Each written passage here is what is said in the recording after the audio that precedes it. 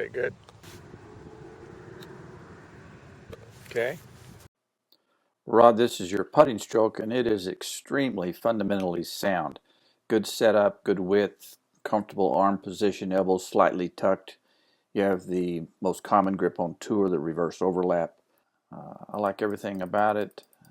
For the distance you're putting here, this is the most good distance back for that stroke as you come through. And what you do really well, and I think I mentioned to you that out of every 10 students, 9 of them will not do what you're doing, and that's really good.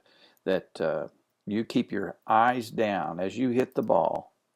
Your eyes are focused here, and you keep your head down and you keep your eyes down until after your club has kind of come to a complete stop. Then you hold your posture, you hold your finish before you turn to look. And now you're looking, and while you're looking, you're still holding your posture and you're still holding your finish. When you had mentioned that putting was what you thought maybe one of your weak areas, I was really surprised to hear that, because this technique is so solid.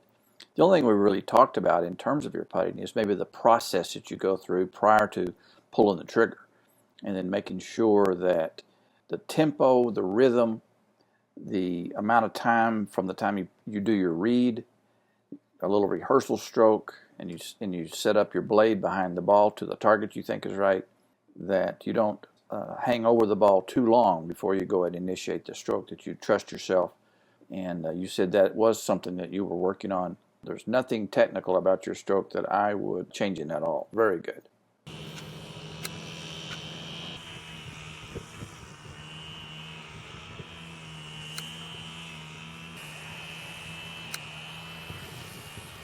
Very nice. There is absolutely zero change. You do all the classic stuff. Okay. Tilt and stand. Okay. Narrow and stand. Okay. Opening up. Okay. Weight lift. Pull and stay left. Okay. All of that's perfect.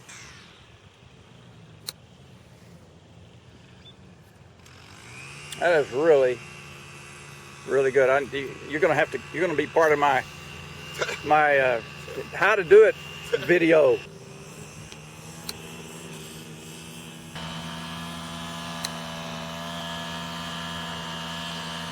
Now, if you were to hit towards that slope again, Yes.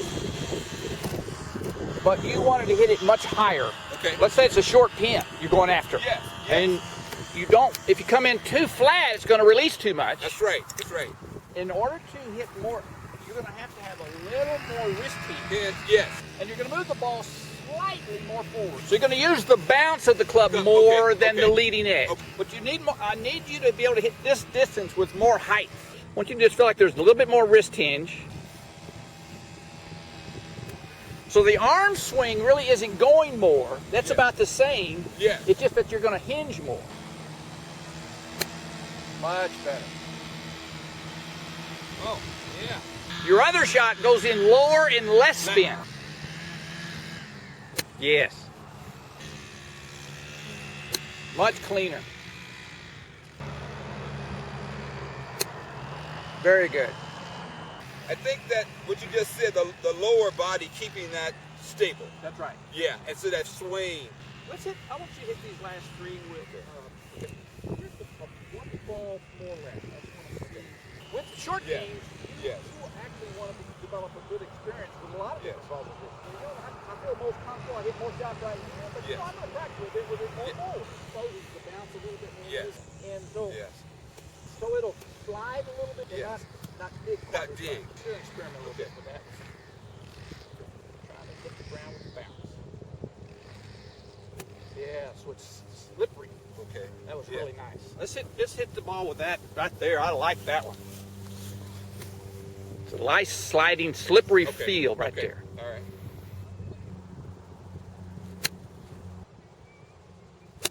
That was a lot better. Yeah.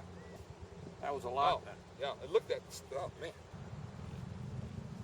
Oh, that was so clean. That Okay. nip. Yeah. Okay, Rod, we're going to look at your pitching swing. And on the right was the technique that you were the most comfortable with at the beginning of the session, and we were hitting into that hill. Your setup looks good. I like the narrow stance. On this particular setup, you've got your hands in front of the ball, so that's good. Got a nice extension from the arm down through the shaft, so that's good. For this shot, as you went back, you had a fairly short arm swing. Your club went, this is how far back your club went. So we're right here with it. You don't have a lot of wrist hinge here, just a small amount of wrist hinge. This shot makes the ball go a little bit flatter, doesn't come in high.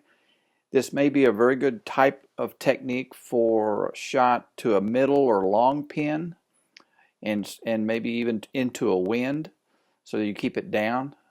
But for a standard shot, you might want to have a little bit more wrist hinge we talked about. And so we worked on that a little bit. On the left was toward the end of the session, and we were working on moving the ball slightly more forward and having a little bit less shaft lean. You still have a little, which is fine, but our focus really was on having a little more wrist hinge.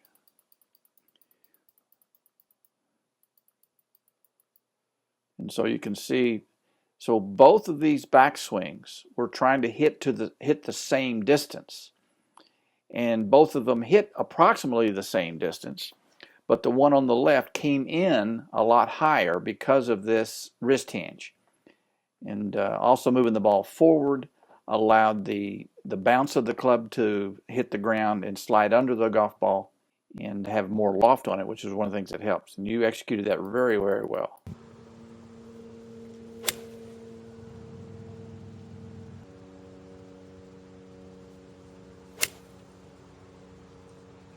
That's more your preferred flag? Yeah, that's more my shot.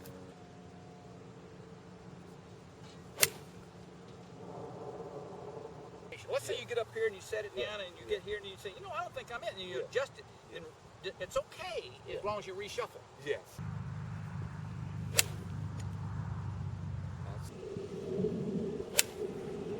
That's more of the shot I like right there. That's a beautiful shot. Is I think this is my setup, and I'm here, and I have the driver here, and does that happen occasionally? Yes. Right there? That ball started too far right, and then it curved more right. Here's what I know from that fact. I know that the face was too open, and the path was to the left of the face. Yes. Most golfers, if they have a problem ball flight, that one shouldn't come up at all and around the golf. Yes. I don't mind some of them, but that's hitting a house. Yes. Okay.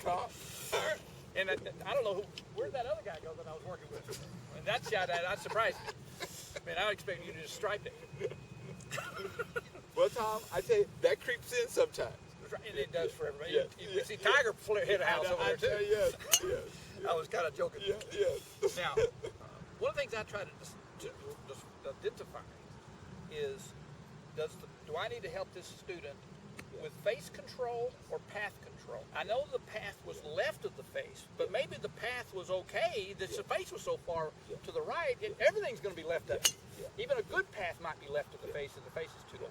I need the face to be more square. So that I know has to be done. I'll address path in a minute, but let's hit a couple more. I've already seen one. Okay. I want to first check your ball position. In your mind, you're trying to do what with your ball position? Where do you want it to? I want it right off this left heel. Okay. Keep in mind, this club face is coming around. At some point, that club face will be exactly where you want it. Right. 2 inches before then, it was not, and it was open. That's right. We want to try to find our perfect spot, and knowing if we get it too far behind that spot, his club face is open, square, close. So if we get it too far back, we can come in open. Because the average pro will have 90% of their weight on their left side at impact. So when we're here, I'm more 50-50. I want to be here at impact if I'm swinging well. That move even opens it up a little bit. But it looked like you had it too far back in my mind. Okay. Yeah, that's right off your left heel. That feels Yeah. Oh, right. this feels really good. Yeah, that looks good. That's good. Little baby fade. Yeah. That really felt good. And was that maybe a fraction more forward? Yes. That felt, man. Phew. So we need to have it more forward than we think. That was nice, Tom. Because now you gave the club Yes. more time Yes. to square up. To square up. So if I don't do anything but just change my attacking, Yes. I'll hit it further if I hit up on the ball. Yes. And that makes it easier to hit up on the ball Right. and have it forward as well. Brian Gay Yes. was talking, and he was saying him and his coach were working on just that. Grant Wade. Yeah, is hitting and getting a little bit higher. He's added 15, 20 yards. Yes, that's what he said. That's what he said. Just this move here of hitting up Grant on the ball. Wade and Joe Yeah. Mayo are Yeah. the ones I consult with. Oh, okay. Oh, okay. Joe Mayo lives here in Vegas. He does. Yeah, he's a very good friend of mine. Oh, okay. We can live with that one. Oh man. Wow. Hey. Oh, Tom. Man, that felt really good. So just changing ball position, you didn't have an athletic problem, you had a geometry problem. Wow, that's awesome. Man. Tom? Okay, now, Wow.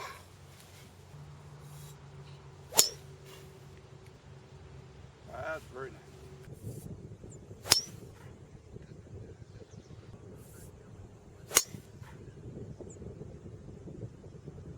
Now your subconscious mind says, man, I can be aggressive with this ball position. I know.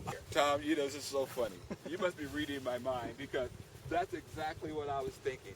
I was thinking I could go after this shot. One of the things that Grant and has told Brian Gator to stabilize the left side. Okay. So we don't Right. want a golf circle that's moving. Correct. We want to stabilize it and then Right. rotate around that. When I first started doing that, I found my shots going longer. Yeah. What's going on? You're tapping into rotary power. Yes, yeah, and it's like, it's to me, it's a lot less effort. That's right. Now it looks to me as if you're starting to sneak those in. I want you to be more Okay. neutral. Yes, my hands are getting out. Get too far forward. Yeah. And I want you to hit up on this ball. Okay. That's a nice little high draw. Unbelievable. That's a beautiful shot right there.